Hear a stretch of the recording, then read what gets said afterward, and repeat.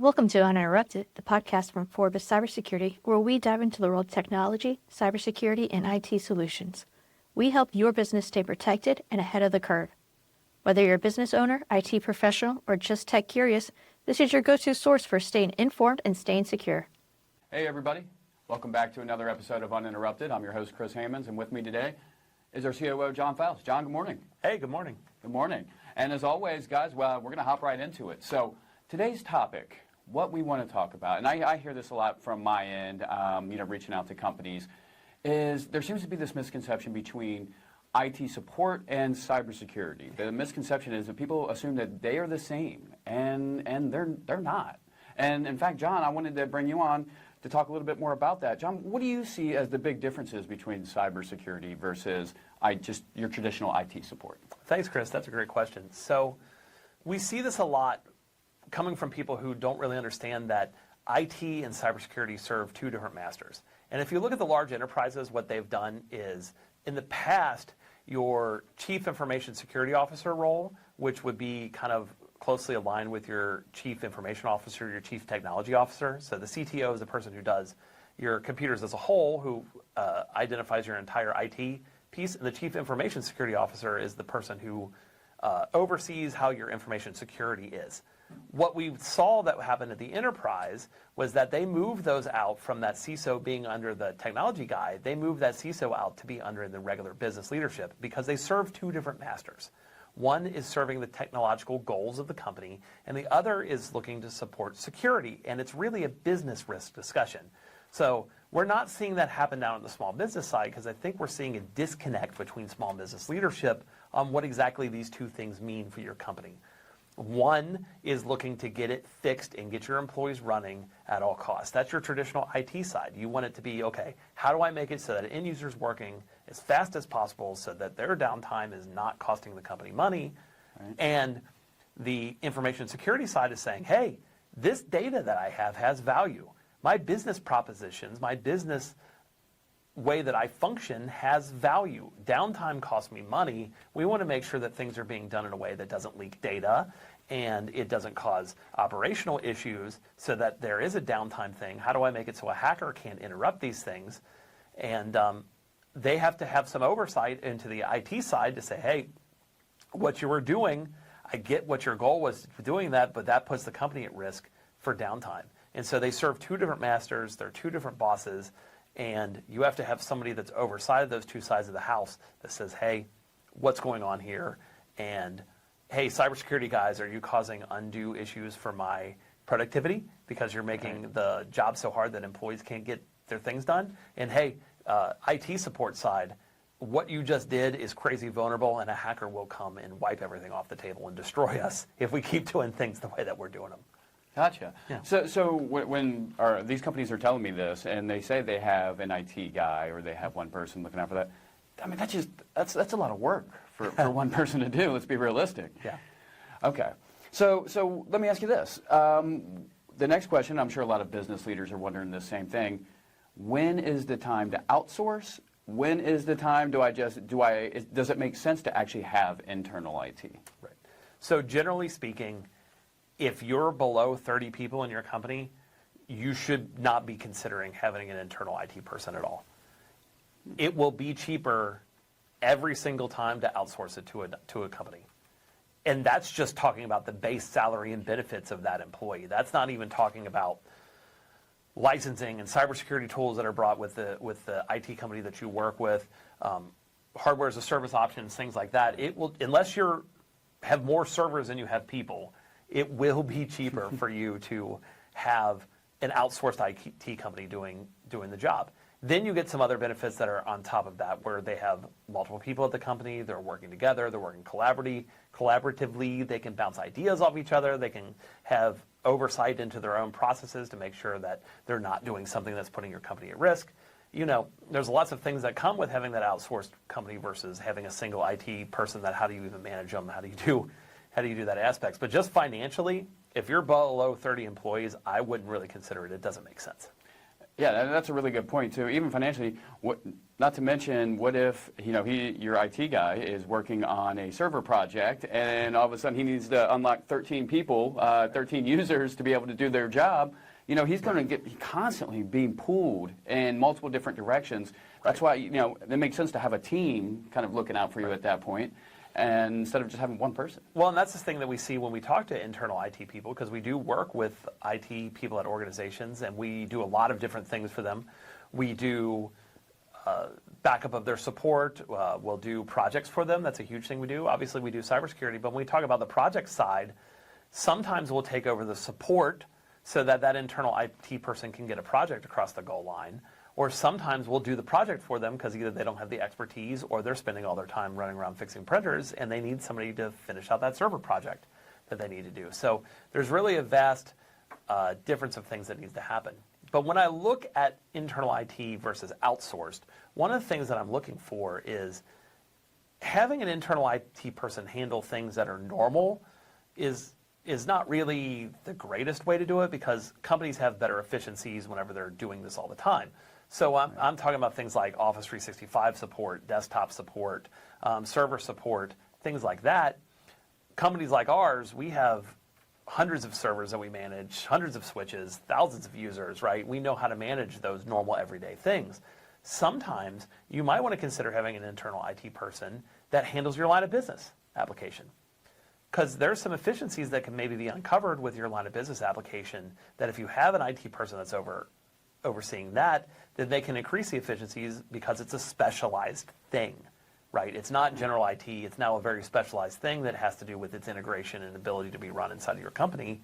So that might be a reason to consider having one. But for your day-to-day regular support stuff, it's generally more efficient for you and cheaper in the long run for you to have a company like ours do it versus having an internal IT person do that kind of work. Now, do you run into a lot of companies where they have to have somebody on site to necessarily push that button all the time, or is that something that's kind of rare? So that's pretty rare. We hear a lot of times like, hey, I need to have a guy on site because what if it breaks right now on site? How do I get somebody to fix it? And that's really a question about something physically breaking, where I need a person to go from their desk over to that end user and fix something. But what we've found out here is that as companies bring their IT support from us and they have that internal person, it's often faster for them to call us, and our team is remoted into their system and working on it, generally faster than it takes an IT guy to walk down the hall to get to them. So a lot of the places, they're having that efficiency, they're getting their problems fixed faster, but also there's a situation where I have a team of people here. What if Bob, the IT tech, at your company is busy working on somebody else's problems, and somebody else comes to and has a problem, right? Well, you have only one IT person. They have to make a priority call on which person to help, versus a company like ours, we have the overhead to be able to say, okay, well, multiple people from that company could call us with a problem that they're having at the same time, and we'll fix both of them at the same time because I have enough people to accommodate that. Gotcha. Okay, yeah, that's some really good points you brought up, John. And so that brings me to another question. If, let's say I'm at the point to where I think, I've already outsourced, but my company continues to grow, I think I'm ready to start bringing on my own internal IT.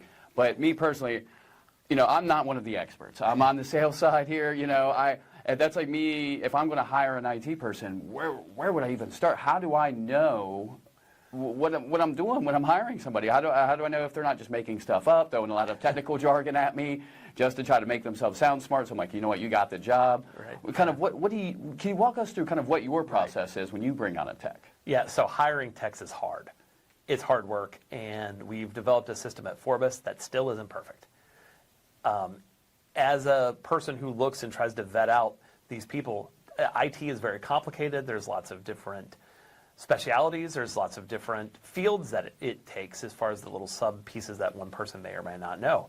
And we have a pretty robust process for bringing on experienced techs. If you're an entry-level tech that's coming into Forbes, we're more interested in how do you learn? Are you excited? Are you easy to work with? Are you self-motivated? All those sorts of things. And can you learn the tech?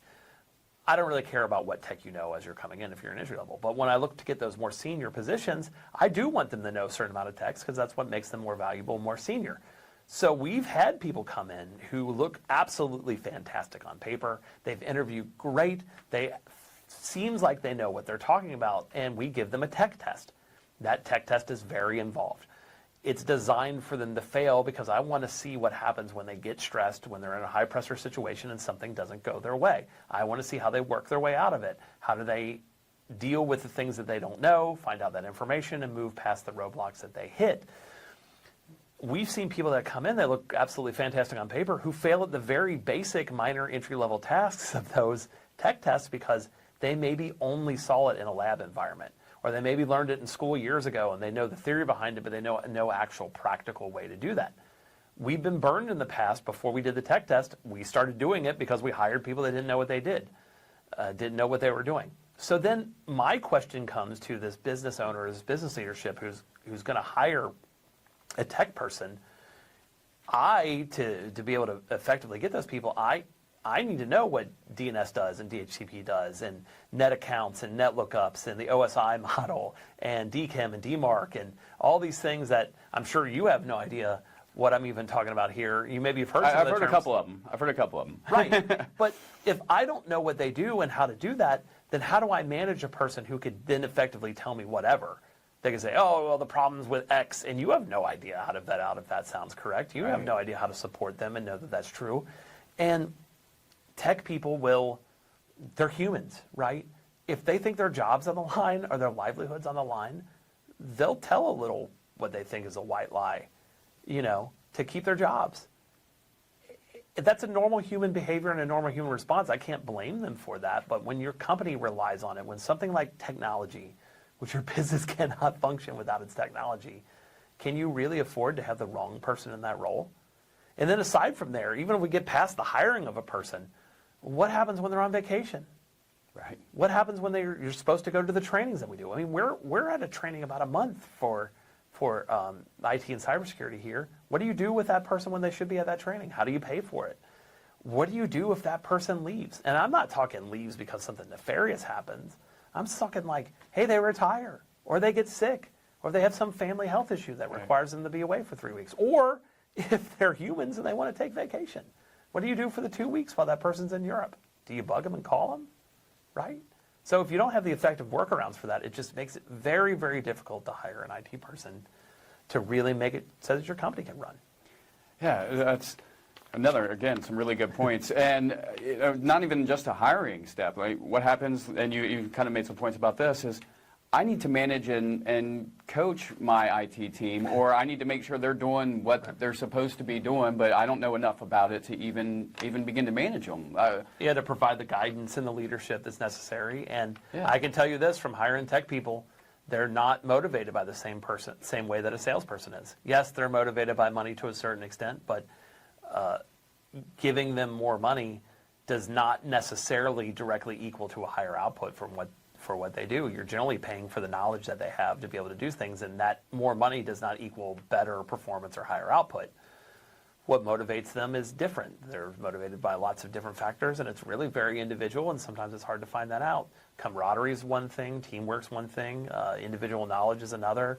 Being able to feel the accomplishment of a job well done is a different. So it's difficult to manage those personalities, and there's a lot of different personalities depending on the needs. Even from one aspect that we do now when we hire somebody is we ask them, are you better at support or are you better at project work? And it seems like a really weird question that most people outside of this industry wouldn't think about, but project people are better at following plans and they're more detail-oriented. Support people are generally better at thinking outside of the box and looking laterally and solving a bunch of problems and trying to find out what the truth is. And so you really have to make sure, do you have room? What kind of employee are you looking for at the time? Because, a great tech who doesn't fit the role that you need for your company at that moment might not be a great tech for you, and we have to make sure that we have spots to slot them into. And that's just a maturity with hiring IT people here that we didn't have a few years ago that we have, and I can't imagine that a small business owner would have that kind of granularity or maturity to even look for that type of thing. Right, well, you've definitely talked me out of trying to even go through that process and bring on someone internally, which brings me to the next point. You're going to, let's say you decide to outsource it. You decide to use an MSP like somebody like us. It's not really the same process there as far as like you're looking to hire internal IT. What do you kind of look for when you're going to bring on a third party, an MSP?